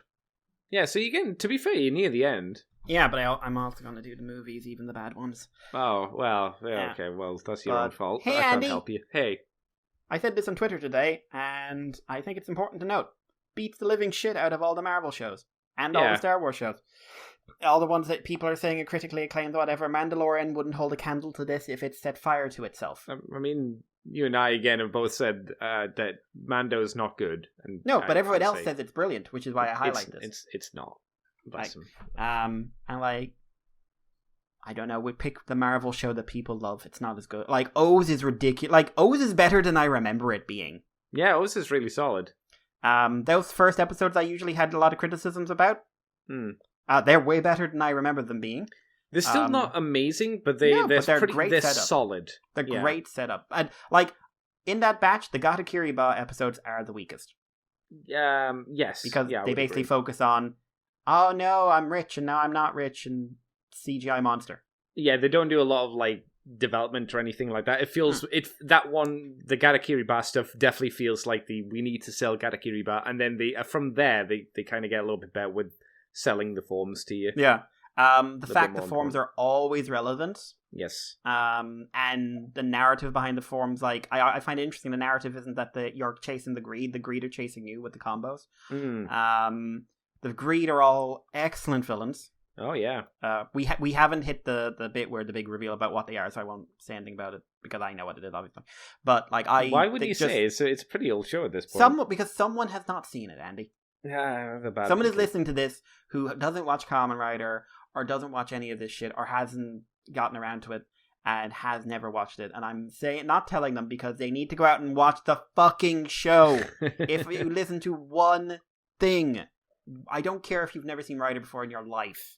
Someone sends an email in next week. Mikey, I didn't like this Kamen Rider show. I will come to your house. This Kamen Rider sword wasn't very good. And will do to you what I did to that one guy who crossed me. We don't talk about him. His name's Andy. Look what happened to him. Why did you tell me to watch Kamen Rider Sword? Oh, God, I thought you said it was really good. No, I said O's. O's. Not sword. O's. No, not sword. The one with the... Not the one... No.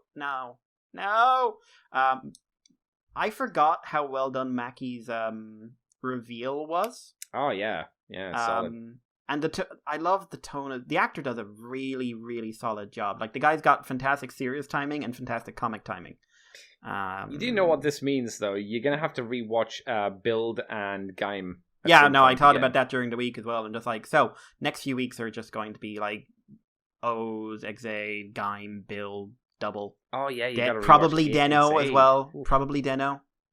Okay, yeah, going back, yeah. Because I do love Deno. You could do Kiva again. You could do Kiva again. Yeah, I could. I'm not gonna. You could do Decade again. I always feel strange when I see people praise Decade, but I've got a soft spot for it. It's like I've got a soft spot for Ryuki as well, but, Ryuki's got a lot... Independence Day. I've got a lot of soft spot for Ryuki, but it's got a lot of early 2000s Kamen Rider issues. Oh yeah. But talk about pacing. Like those early 2000 Kamen Rider shows have pacing issues and Inoue issues. Oh, he's coming back. Did you know? Oh, what's he doing this time? The new Sentai. Oh, that's fine. I don't give a shit about Sentai. I'm fascinated because how? How? I guess people like him. The last thing he did was the Kiva episode. Last thing for Toku, anyway, I don't know, was the Kiva episodes of the Geo, and they were atrocious. And like their highlight was a woman was going around murdering people with manhole covers. Well, you didn't really highlight or like get me interested in Zio, whichever one it is. I remember you didn't hate it, but you kind of messed on it. But these are like these were particularly bad. Kiva level bad. Oof. But like seriously, it's just a woman going around. Like they try to set it up like I'm being framed for a murder. No, I actually committed all the murders. And also, we're introducing this weird space rider who has nothing to do with the plot whatsoever, and will leave because we just needed to give this guy a power up, and we couldn't think of a way of doing it properly. Nice. It was atrocious. It was some of the worst writing I've seen in Rider in I don't know how long. So, yeah, trying to get him in from modern style Sentai. I mean, this ain't Jetman no more. And he ain't the guy who wrote Jetman no more. Hang on, he wrote Jetman? Yeah, he wrote Jetman. There's no way he wrote Jetman. Jesus, what happened? The 90s, I suppose. Was he told not to do anything cool? Is that what happened? Because, man, Jetman was fucking good. I mean, Jetman's still bloody good. Yeah, it's still really good. It's like the best. I'd happily say it's the best Sentai series. Like, happily. I think it's pretty unquestionably the best Sentai series. What has he been doing since? I'm curious now. Inoue Honore.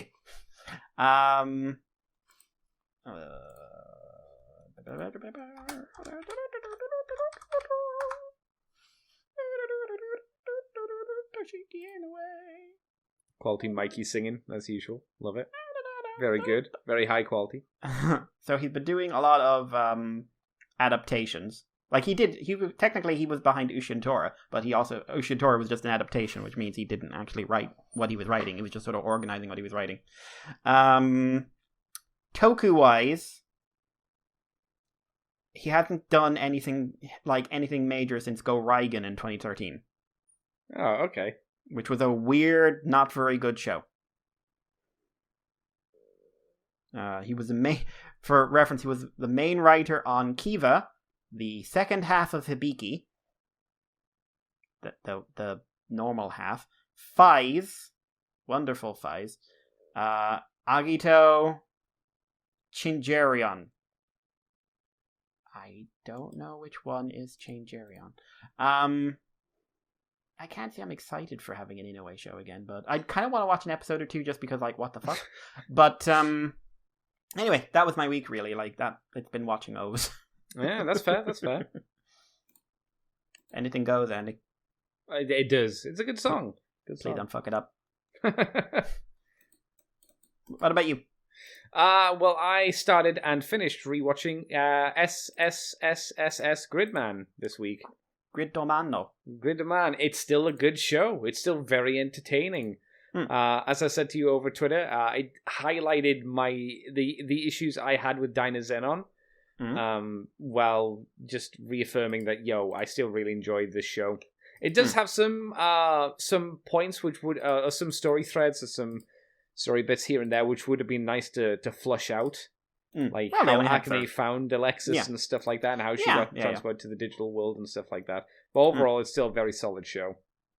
Unlike Dynazenon does not have a strong villain, and both villain and sad times I hope she's okay villain are very entertaining to watch.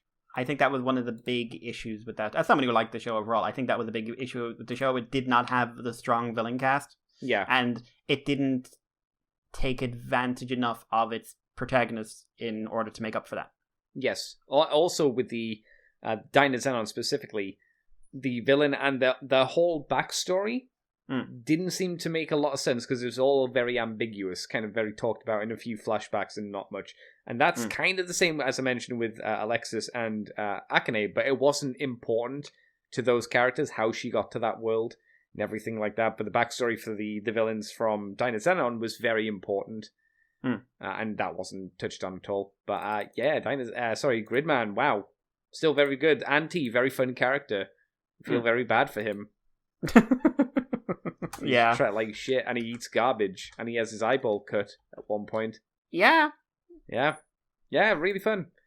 I don't know what else to say. It's just go and watch Gridman. It's fun. It's very entertaining. Yep. It's still very pretty. Do I like the CG animation? Yeah, it looks better when it's not CG. But yeah, damn. And when he pops at the end, whoo, yeah, when he reforms, I'm like, woo, sheesh. Oh, it's real good, real good. What else? I've started because I finished that yesterday. No, I finished it on Friday. On Saturday evening, that was yesterday. Saturday. I watched 2 episodes of Revise, episodes 8 and 9. So they've saved Daiji, that's it. I was going to call him Icky. It's like, nope, that's the main character. Then I was like, Kurakage is like, Kuroge, which is the demon form. It's like, no, that's not him either. I couldn't remember Kagero, that's it, yeah. I actually thought to myself as I was going to sleep that night, I was like, I still haven't had the build moment of, oh, fuck, or the Guy moment, or the X-Aid moment of, oh, fuck. And I will you say, said that isn't that yet? I think we've had something that's like at least like woke me up, but I think it's a bit different. It's not the oh shit moment. It's just like I get you. Yeah. But I'm it's not bad. It's just I haven't hit that point yet. I don't like the Mantis form. Mantis form is shit. That is the worst form. Is it? Okay, yeah. In my opinion, I think the Brachiosaurus is better. Even though the Brachiosaurus is just Geo. Yeah. Yeah. I'm all the forms. I don't think there's any form change. I've mentioned this before that I latched on to. Seems fine. Yeah. I'm enjoying it so far. It's not, as I mentioned, it hasn't wowed me, but I'm gonna keep going for it. I've got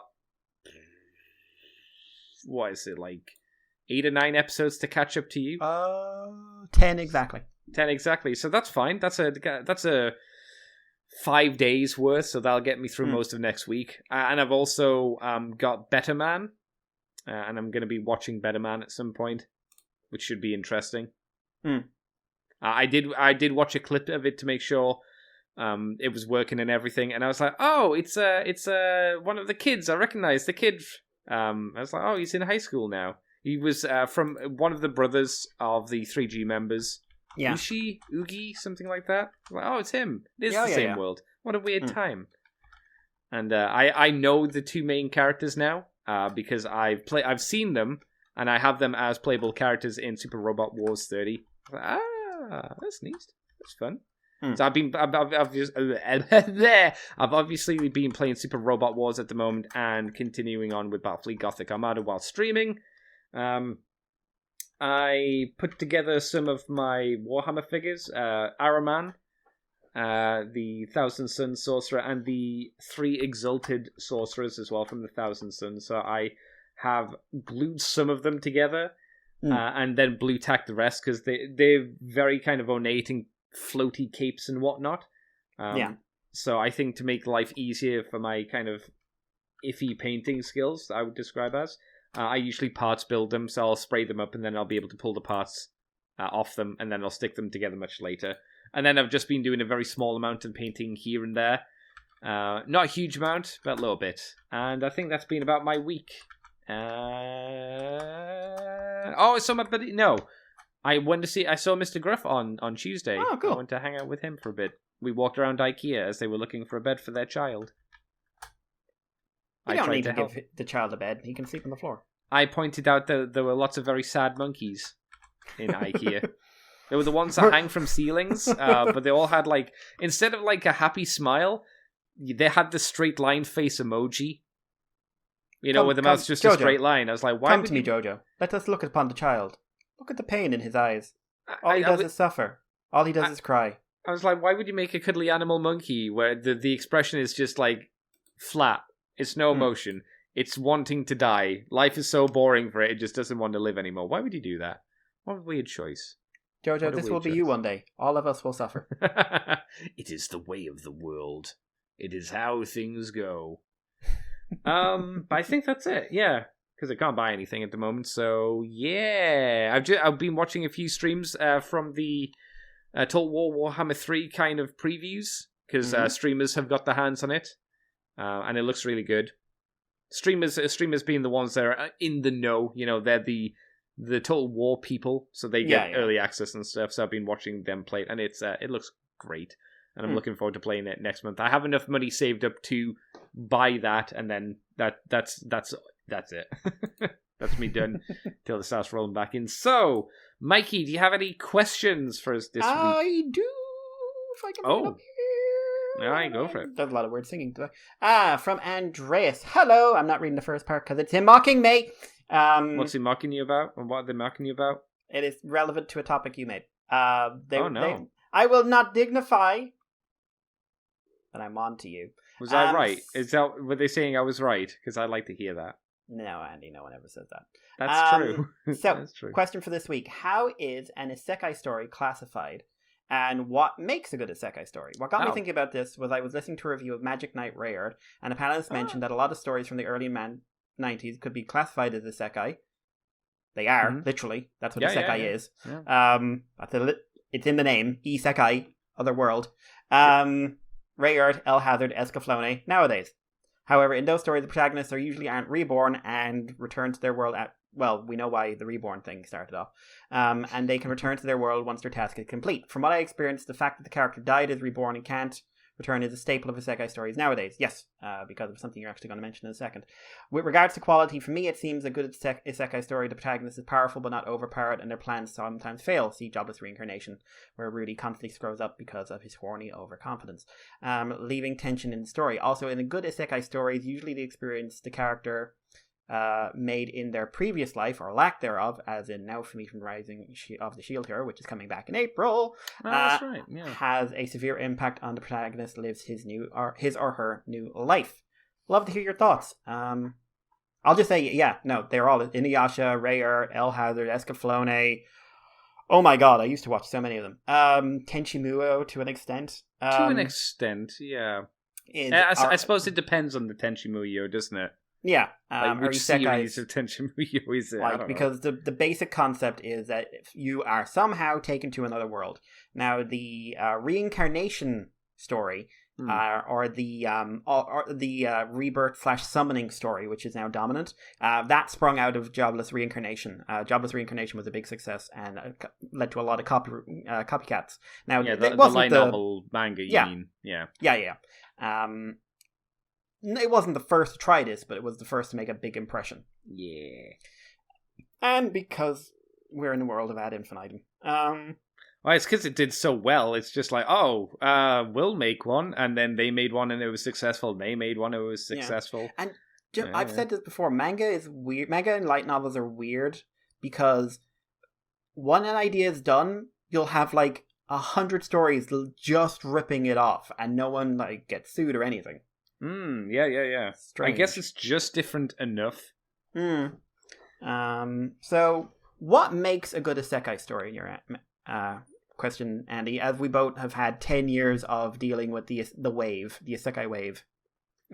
Good story writing and characters, but that's obvious, right? But you'd think that would be obvious, right?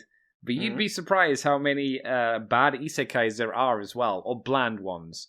There are many bland ones because it's just someone went, let's do an isekai, what's your take on it?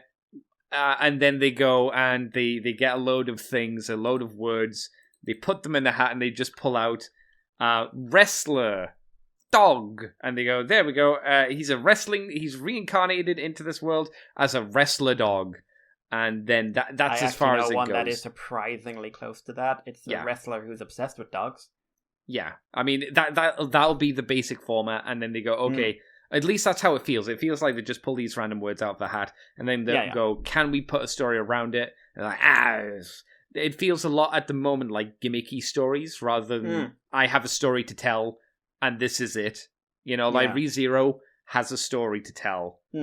And it's not just, like, the basic premise is, dude relives his death over and over again. That's a basic premise, but it doesn't just rely on that. It relies on all the characters and all of the different events, and how does he die, and how does he get past this next event. It's not just, he dies and comes back, and we fixed it in one episode. Yeah, because the formula for ReZero is, like, it's fair to say, it's very repetitive as a formula, because, like, you each arc 3 or 4 deaths. Minimum. But that's not the point. No. Or you could go down the path of doing, like, slime, which I find Reincarnated as a Slime to be a lot more of a shonen series. Definitely. It feels like he's going from one fight to another fight to another fight, and he's just getting stronger and stronger and stronger, the Goku effect. And that's, I think you could apply that to Overlord? Yeah, is it called Overlord? Yes, the one with Skeleton Man. Yeah, Overlord. Oh god, I hate that. I hate that show as well, but it's the same kind of shonen series of... Here's a basic setup for what is going to be the next big fight, or the fight we're going up to next, and I've smashed through it, and there we go. Or I've run into a small challenge, and then I've smashed through it. It's like you have those as well. Some people love, again, that kind of shonen style of isekai story, or just story in general, but it doesn't do much for me. I like character stuff. Hard character stuff for interesting writing, not just the gimmick. Yeah, the gimmick, I think, one of the problems with the gimmick now is that many writers and creators are not confident to go beyond the basic tropes.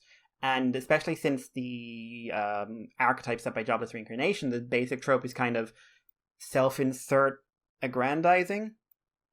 When you say self-insert, do you mean as the viewer, so you can as the self-insert? Viewer. Yeah, and also as the writer, let's be honest. Like, oh, I've died and I've been reborn as this incredibly powerful person who all the women want to have sex with. Mm-hmm. Which anime have I named? Bible Black. I don't remember the story of Bible Black. Well, it's not an isekai. I definitely remember that part. I know it had demons. Yeah. It's been a while. But yeah, you make for a fair next point. week. I will rewatch Bible Black to see the story. Wow, I hear those spin-offs as well. Are you going to go through the trilogy of what's going to happen? Just so, Mike, how was it? Wow. That's a lot of penis. Wow. I get so frustrated with it, because I got really frustrated with Sekai for a while, and it was a few select shows that got me out of it.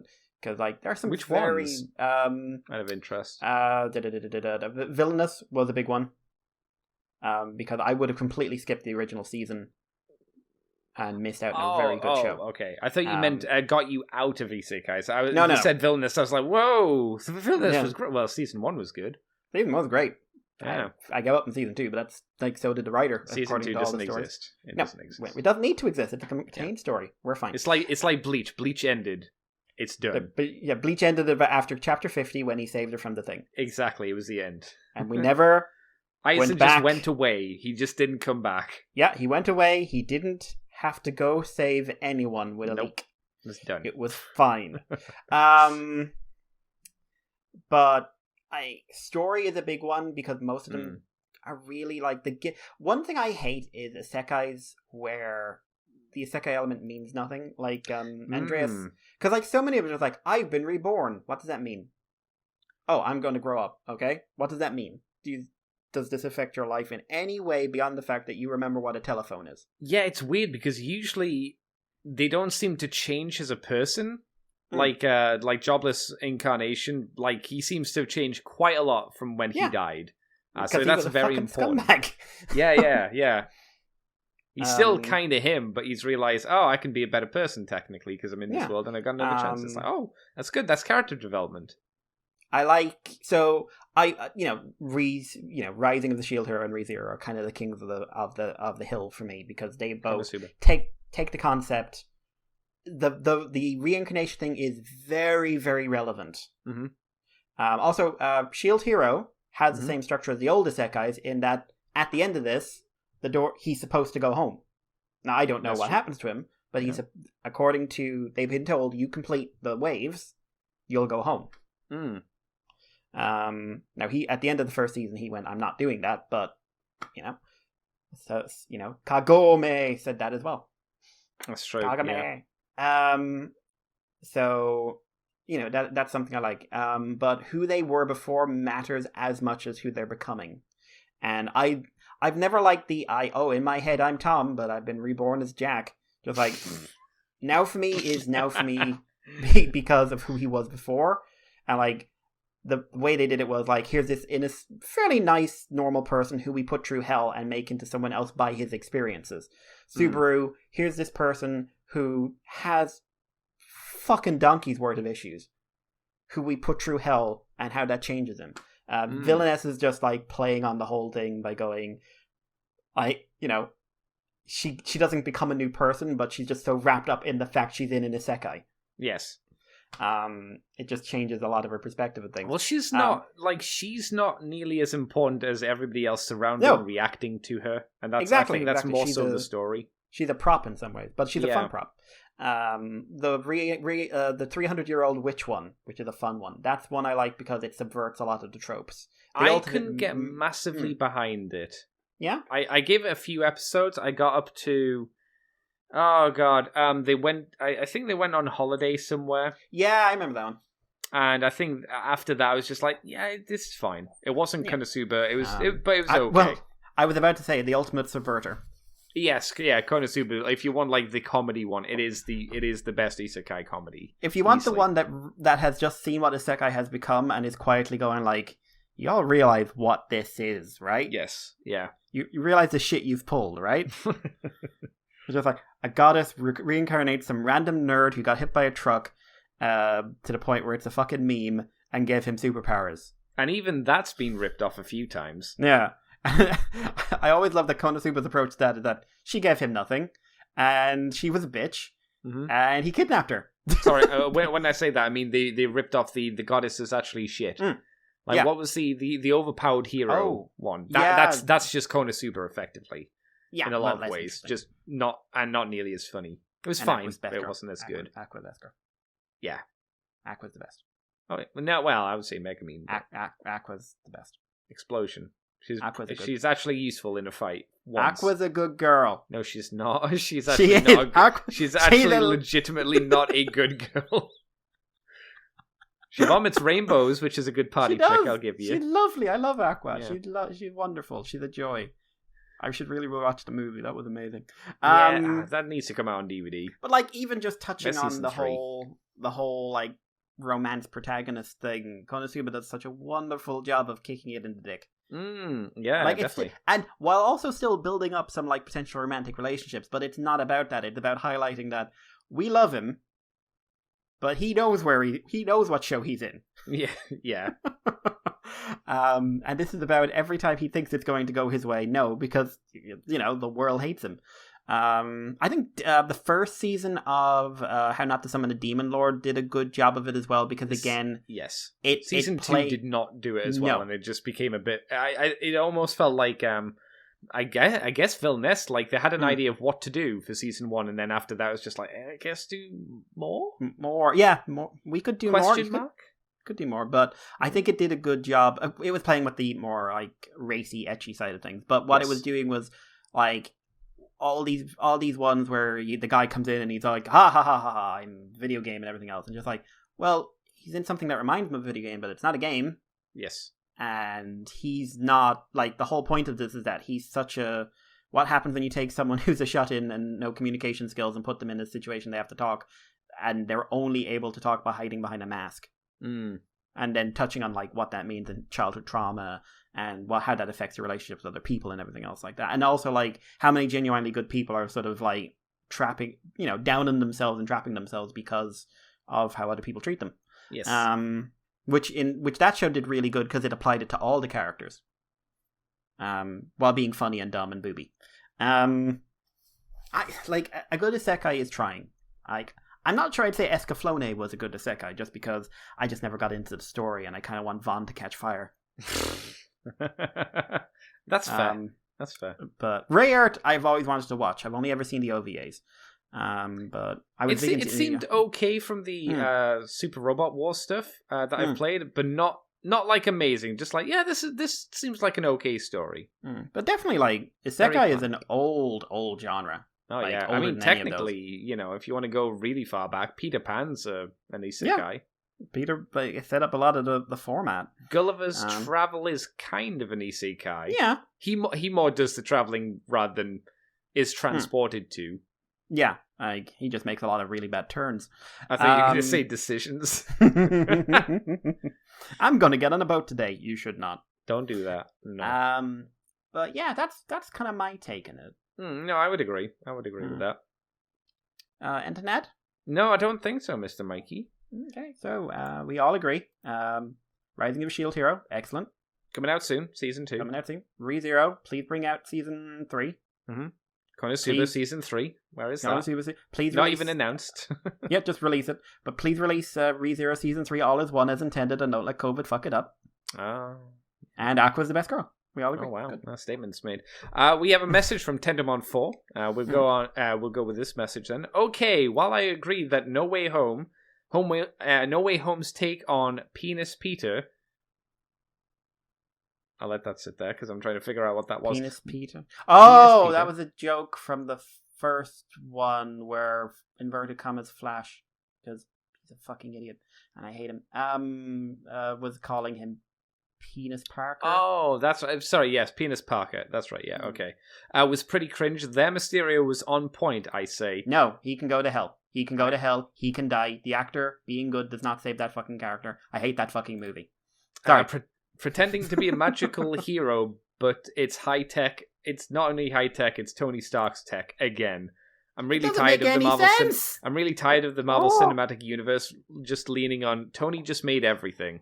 Oh, Tony! Everything. Everyone is Tony. All must be Iron Man. Oh my God! Yeah. Isn't he pretty? Isn't Robert Downey Jr. pretty?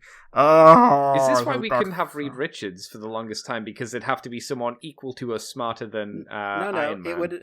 It would have been Reed Richards in an Iron Man suit with stretchy arms. It probably will be. Oh no, that would be awful. I'm sorry. I know people like I can certainly say the actor tried his best. Like, he's a great actor, but yeah, I thought he did well for the role. I just didn't like the character.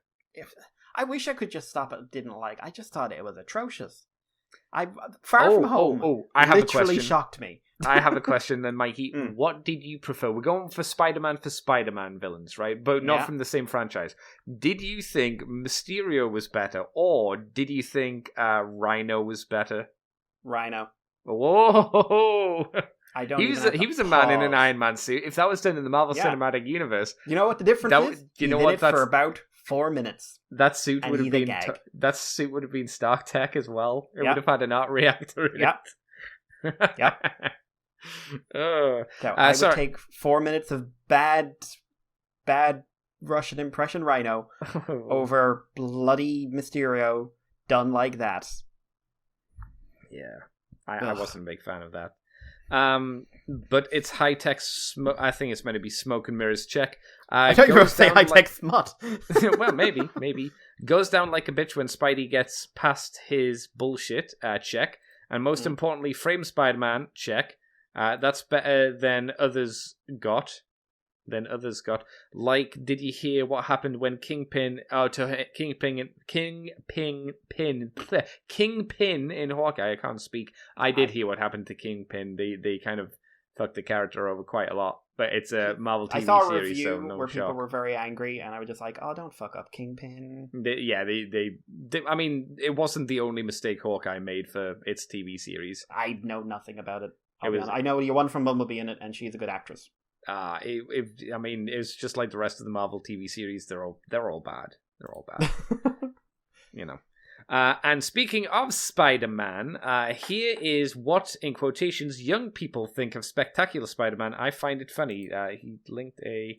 hopefully it's a stunning review.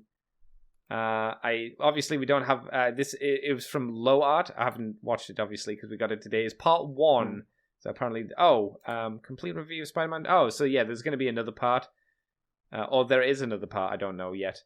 So there's that. Because if he has problems with this one, wait until he sees the ones that... Oh, so it seems like... I guess he had issues with Spectacular Spider-Man. I'm going to watch the review at some point, because I'm interested to hear what his issues with Spectacular Spider-Man are. He's dead inside?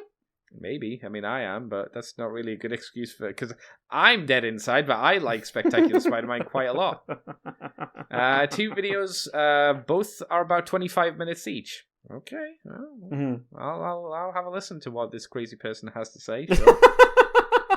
But if he starts talking about the wonders of Hulk Agents of Smash or Avengers Assemble, or... What if he says Ultimate Spider-Man is superior to Spectacular? Oh, mate.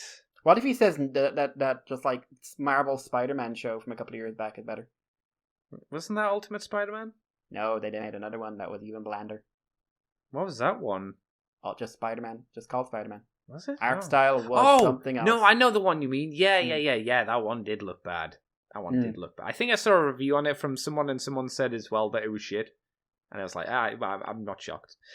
We also got a message from Christoph over on Facebook saying, well, shit, that news is going to throw a wrench into that Swedish translation project I've subscribed to.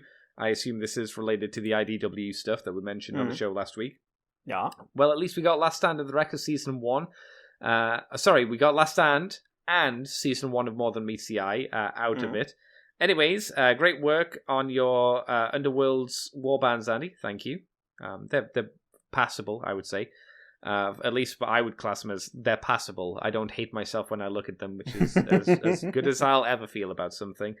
Too bad I've fallen out of love with the game after spending my last matches just hoping to draw the right... Yeah, because the way the game works, it's kind of you build a deck, and then you move your pieces around the board and capture things, and also determine actions based on the cards you have. I haven't been able to play the game. I just pick up the models because it's a cheap way to get a lot of different varieties of very characterful models without having to invest fully into an army or anything like that. So they are usable. If someone came around and they was I want to play a game, it's like, okay, well, here you go. You choose any of these armies that I've got fully painted and finished. So... I don't mind that. I couldn't say how good they are in terms of the game itself. But that could just be me playing the wrong teams. That might be a thing. Or not building the right deck, potentially. And playing too much MCP, the Marvel game, I assume. Where you just get to pick your hand of cards at the start. Also, the PC version of Underworlds is so fucking slow. Would still like to see you stream it, though, just for fun. I like how he just slags the PC version and says, I'd like to see you play this terrible PC port of the game. I have thought about playing the Underworlds game because I got it for free when it was just randomly, do you want Underworlds for free? I was like, oh, okay, well, I'll take a free game. Fuck it. The idea is at some point me and Gruff might play it on stream at some point for the Fluff and Hammer. Just getting that boy some free time is obviously a little bit difficult, so just have to wait and see, but I will play it at some point. Probably not for just like a me on my own stream though. Yeah. Because I don't know. I don't think I would. Maybe if I really enjoyed it, we're playing against Gruff, it might convince me to do it. Otherwise, I'll be like, But there you go. And I guess that's all of our questions done. Yes, Mr. Mikey. Yep. Rightio, then, Mr. Mikey, where can people find you on the internet as we close up the show for today? You can find me on Twitter with Irish Paley. You can find me on... I don't really do YouTube anymore. That got away from me. You can contact... you can contact... Take 13. You can contact us on Twitter at Moonbase2 or send us an email to moonbase2@gmail.com. And yeah, usual other places, Libsyn, CC Bunker, everywhere else. We're always available, always around. We don't do anything, we're always around. Andy, what about you? That went very well on my behalf. I'm tired. I would say we actually do well. We do a fair bit. We just don't do anything fun. Generally. You can find me on Twitter as Decayed Andy, on YouTube as Decayed Andy. Shocker, I know. You can find us on the Moonbase 2 podcast and the places that Mikey said, as well as YouTube as Moonbase 2 Transformers podcast on patreon.com/Moonbase2. $2 each month, and you get the extended version from the files of Teletran 2, which we did do this week and panicked about because we thought we lost the audio, but we managed to salvage something together. thankfully. As it was a panic because Mikey lost his audio, and I went, "Oh my god, Mikey, I think we lost the backup track." And then the next day I went, "Oh, the backup track's actually working, thank Christ." Woo! I was prepping a response of, "I'm not helping." Yeah, I for some reason the Skype recorder, when I clicked on it, said the file wasn't available, and then I turned off Skype and turned it back on. It's like, "Oh, this file's available." I was like, okay, make up your mind, whatever. So you can do that. We'll also do the Moonbase Woo Woo, hopefully again at some point. I just haven't found the time to do anything desperately fun. Life is busy at the moment. Yeah, I was thinking it'd be fun to talk about Gridman. But I think we've already talked about Gridman, haven't we? Yes. Yeah, I thought we had. Yeah. So we will do stuff for Woo Woo when hopefully things calm down a little bit for both of us. That'd be nice. And yeah, ccbunker.weebly.com that Mikey said. So thank you everybody for coming on by and joining us for another episode of Moonbase 2, where we poop and do all the other fun transformery things. Thank you, Mikey, for joining me and talking with me this day. Thank you for having me. Yeah, and until next week, everybody, we'll see you suckers next time. Talk to you soon.